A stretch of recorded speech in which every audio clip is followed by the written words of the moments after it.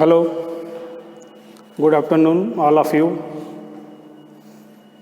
Satyadev institute of technology के online classes में आपका स्वागत है।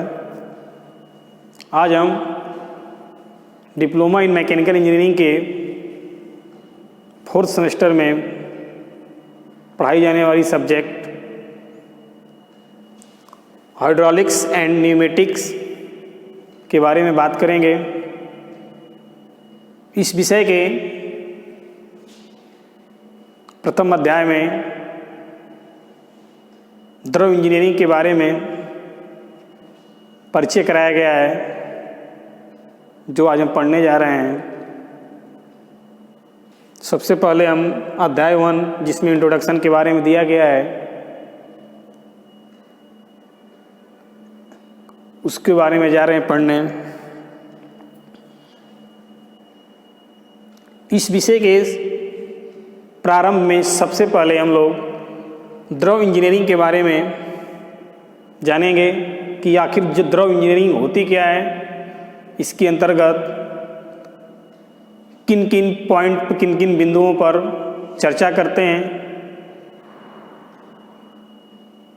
तो द्रव इंजीनियरिंग अभियांत्रिकी या अप्लाइड साइंस की एक ऐसी शाखा है जिसमें द्रव के विभिन्न गुणों, द्रव के प्रवाह, द्रव के दाब मेजरमेंट तथा विभिन्न प्रकार के द्रव चालित मशीनों के बारे में अध्ययन किया जाता है। द्रव चालित मशीनों से तात्पर्य हमारा यह है कि वे सभी मशीनें जो पास्कल के नियम पर कार्य करती हैं और पावर को ट्रांसमिशन करने के लिए किसी तरल या द्रव का उपयोग करती हैं। तो इस अध्याय का सबसे पहला जो आपका टॉपिक है वो है द्रव इंजीनियरिंग, जिसमें हम लोग जानेंगे कि द्रव इंजीनियरिंग होता क्या है। द्रव इंजीनियरिंग के अंतर्गत हम लोग द्रव के विभिन्न गुणों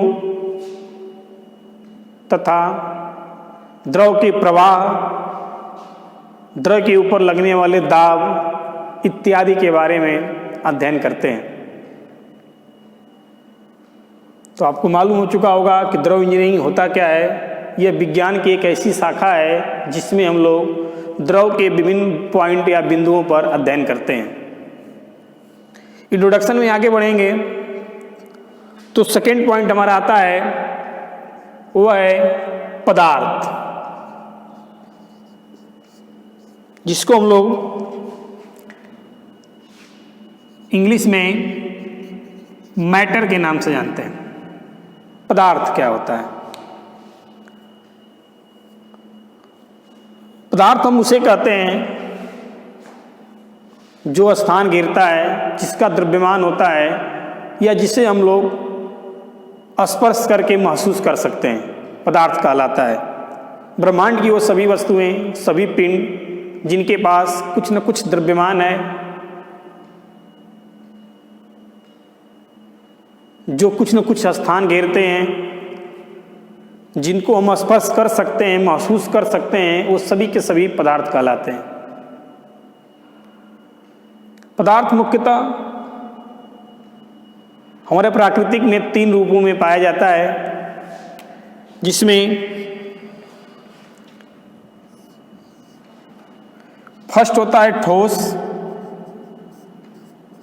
सॉलिड, जिसको इंग्लिश में बोलते हैं। दूसरा होता है द्रव, जिसे हम लोग लिक्विड बोलते हैं। और तीसरा होता है गैस।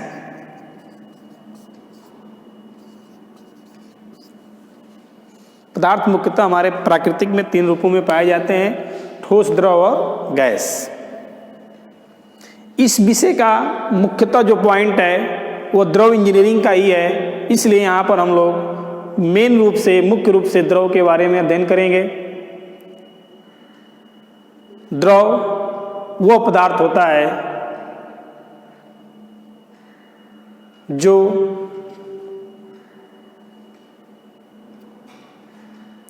कुछ स्थान घेरता है, इसका आयतन होता है, बहने की क्षमता रखता है, इसके अणु जो होते हैं वह ठोस की अपेक्षा कुछ दूर दूर होते हैं, जबकि गैस की अपेक्षा नज़दीक होते हैं। इसके अणुओं के बीच में स्थानांतरण संभव होता है। इसके एक अणु एक स्थान से दूसरे स्थान तक विस्थापित या विस्थापन कर सकते हैं।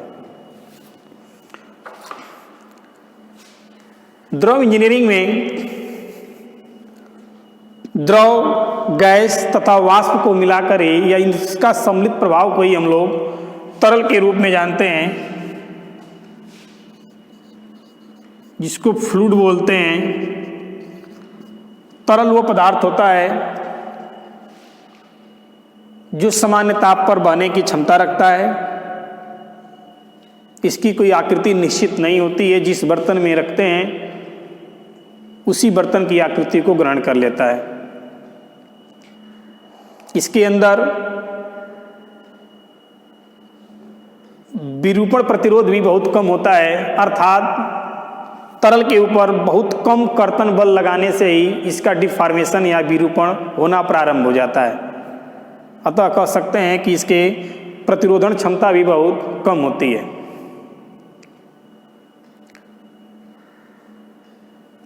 तरल पदार्थ एक ऐसा पदार्थ है जिसका उपयोग आज द्रव इंजीनियरिंग में अधिकतर किया जा रहा है, जिसकी सहायता से शक्ति तथा ऊर्जा को मशीनों में स्थानांतरित करते हैं और कम से कम बल लगाकर अधिकतम कार्य किया जा रहा है।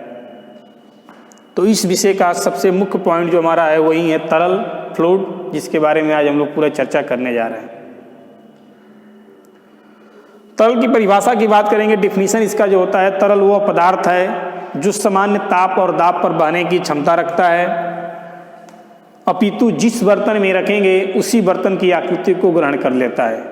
इसकी कोई निश्चित आकृति नहीं होती है। इसके अंदर प्रतिरोधन क्षमता भी कम होती है।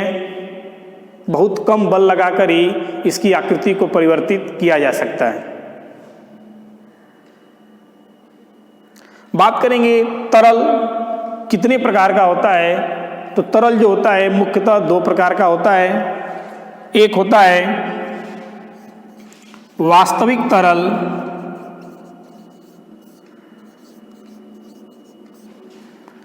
या व्यवहारिक का तरल।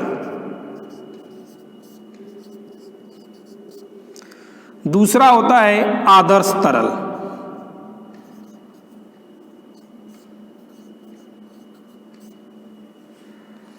तरल मुख्यतः दो प्रकार के होते हैं। पहला तरल होता है वास्तविक या व्यवहारिक तरल, दूसरा होता है आदर्श तरल।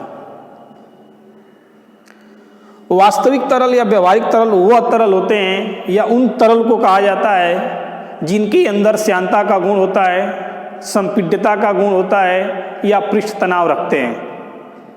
ऐसे तरल अपने प्रत्येक कणों के विस्थापन में कुछ न कुछ अवरोध उत्पन्न करते हैं। अर्थात हमारे व्यवहारिक जीवन में जो भी फ्लूइड आपको दिख रहे हैं वो सभी के सभी वास्तविक या व्यवहारिक तरल ही कहलाते हैं, क्योंकि इन सभी तरलों में कहीं न कहीं श्यानता का गुण होता है, संपीड्यता का गुण होता है, पृष्ठ तनाव रखते हैं, या मिला करके कहा जाए तो ये सभी के सभी तरल अपने प्रत्येक कण के विस्थापन में कुछ न कुछ अवरोध उत्पन्न करते हैं। तो इसे हम लोग अवास्तविक या व्यवहारिक तरल के रूप में जानते हैं। आदर्श तरल वह तरल कहलाते हैं जिनके अंदर श्यानता का मान शून्य हो, संपीड्यता का मान शून्य हो, पृष्ठ तनाव एकदम शून्य हो तथा यह अपने किसी भी कण के विस्थापन में कोई भी अवरोध उत्पन्न नहीं करते हो। यह एक सिर्फ सैद्धांतिक तरल होता है, जबकि व्यवहारिक जीवन में ऐसा संभव नहीं है। हम जितने भी फ्लूइड को यूज करते हैं वो सभी के सभी लगभग वास्तविक या व्यवहारिक तरल ही होते हैं, लेकिन दोनों में अंतर जानना जरूरी है। वास्तविक तरल वह तरल हैं जिनके अंदर श्यानता का गुण हो, संपीड्यता का गुण हो, पृष्ठ तनाव का गुण हो, प्रत्येक कणों के विस्थापन में अवरोध उत्पन्न करता हो, जबकि आदर्श तरल वह तरल होते हैं जो शून्य श्यानता रखते हैं, संपीड्यता का मान भी शून्य होता है,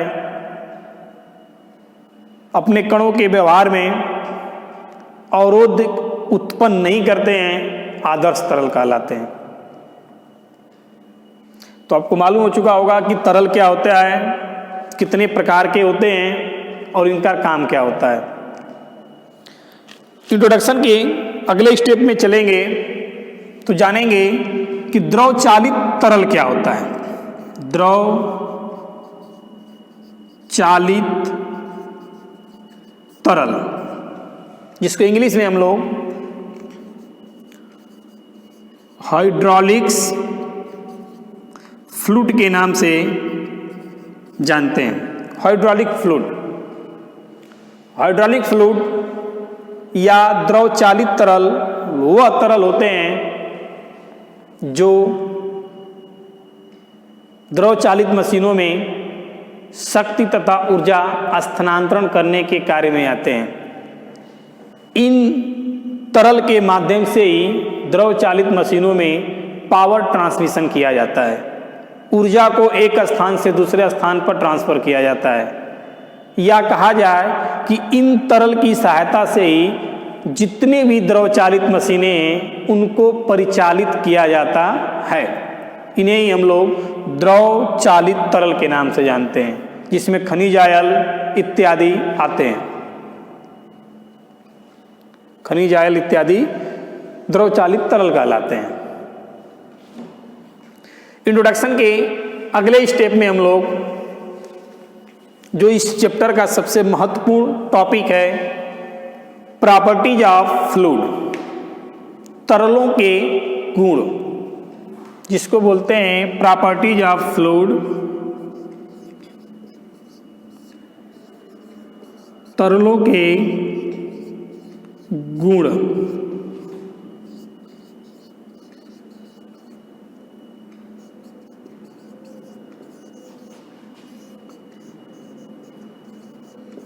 तरलों के गुण।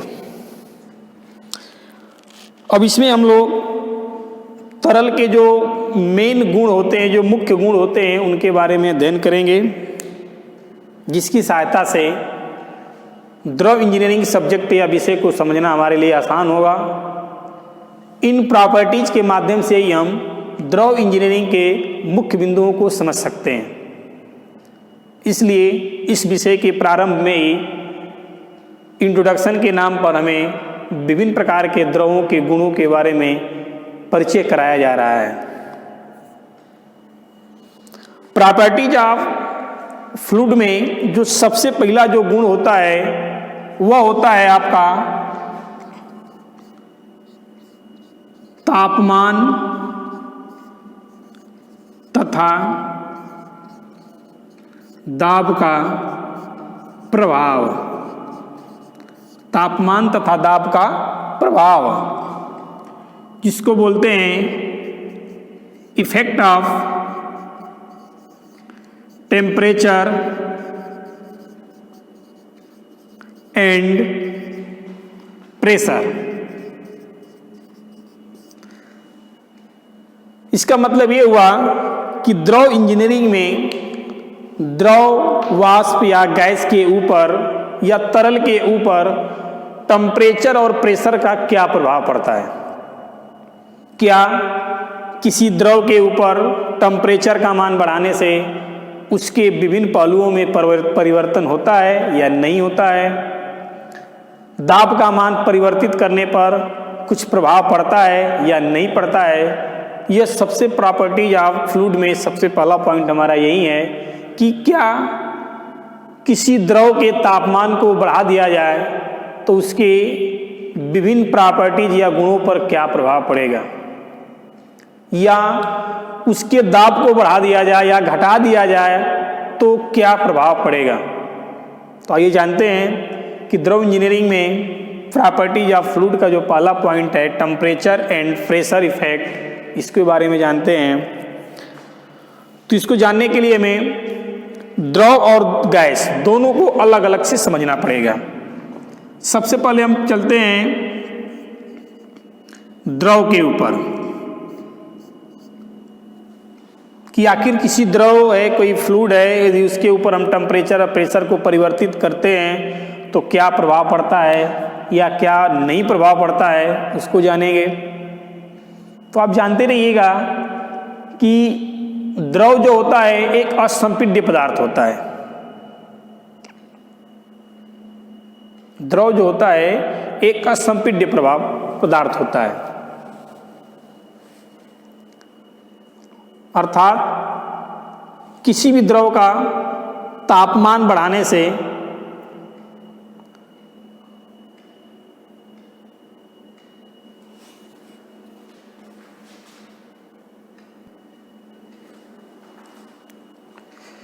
तो हम बात कर रहे थे कि किसी भी द्रव के ऊपर तापमान या प्रेशर का, दाब का क्या प्रभाव पड़ता है। तो आप जान लीजिएगा कि किसी भी द्रव के ऊपर यदि उसका तापमान परिवर्तित कर दिया जाए तो उस द्रव के आयतन इत्यादि में लगभग नगण्य के बराबर परिवर्तन होता है।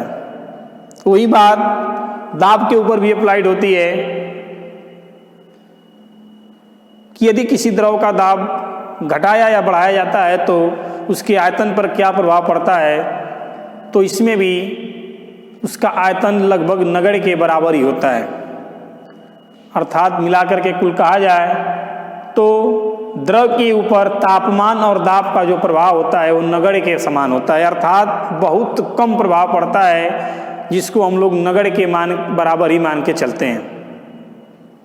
इसलिए सभी द्रवों को असंपीड्य द्रव के नाम से भी जानते हैं, अर्थात जिनके दाब बढ़ाने या घटाने से आयतन में कोई परिवर्तन नहीं होता है।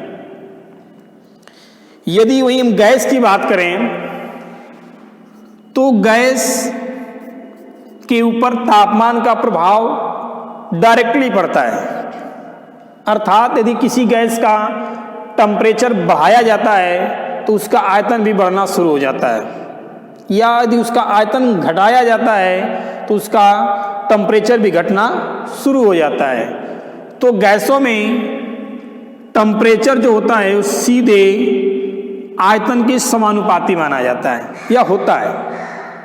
टेम्परेचर बढ़ेगा तो गैस का आयतन बढ़ेगा, टेम्परेचर घटेगा तो गैस का आयतन भी घटेगा।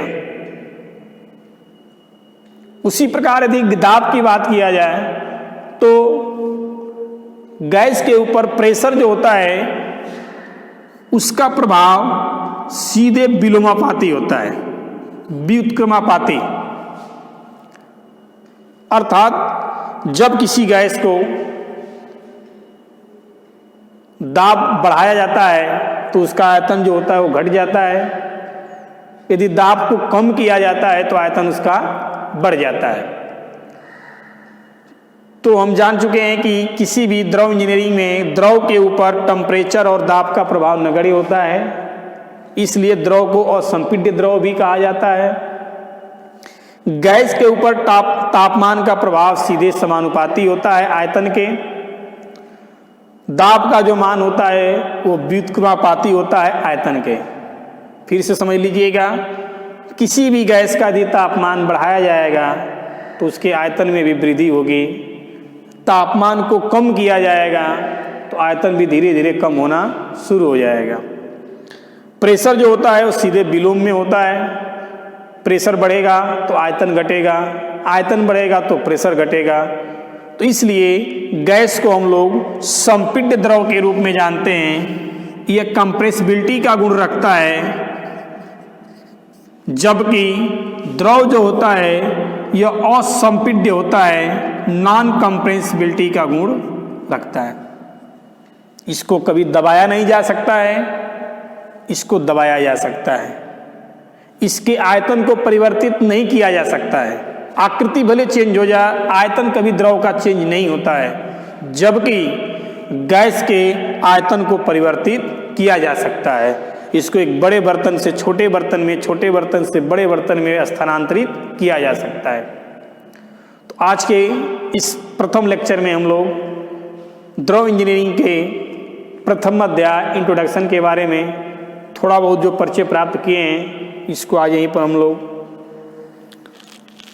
बंद करते हैं। कल अगले लेक्चर में प्रॉपर्टीज ऑफ फ्लूइड में हम लोग आगे के बारे में जानेंगे कि द्रव के और कौन कौन से मुख्य गुण होते हैं। धन्यवाद।